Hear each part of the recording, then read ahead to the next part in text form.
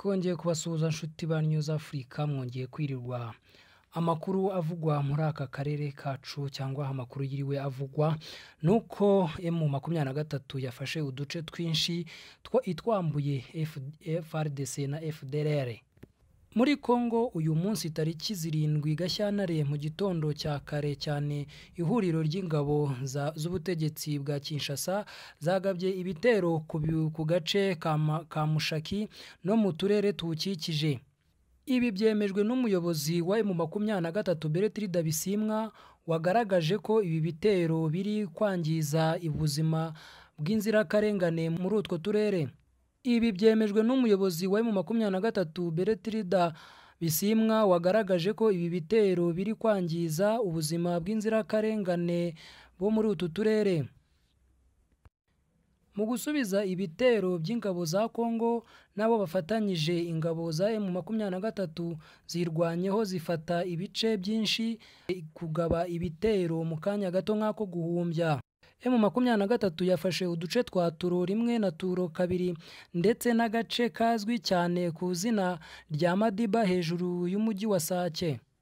Amakuru avuga kandi ko kuva mu gitondo cyo kuri uyu wa gatatu habaye imirwano Imarehe muri grupuma ya Kamoronza muri Masisi ku birometero bike uvuye mu mujyi wa Sake.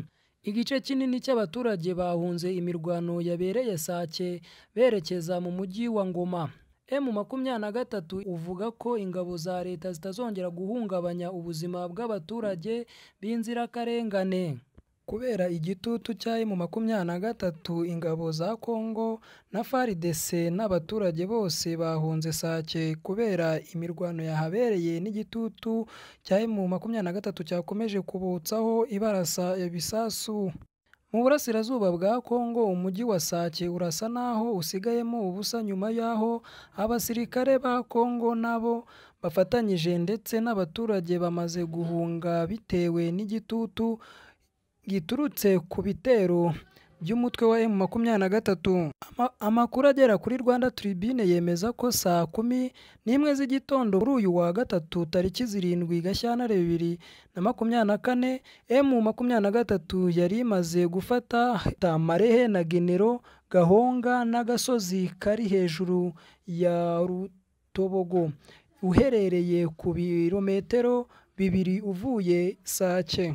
Imirwano yakomeje ahagana saa 1 za mu gitondo.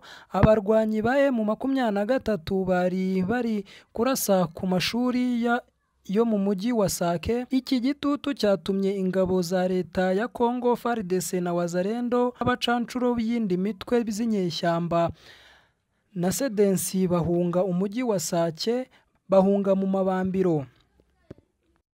Ibi byatumye abaturage benshi cyane bashya ubwoba nabo batangira gukuramo akabo karenge bahungira Imugunga na Ngoma.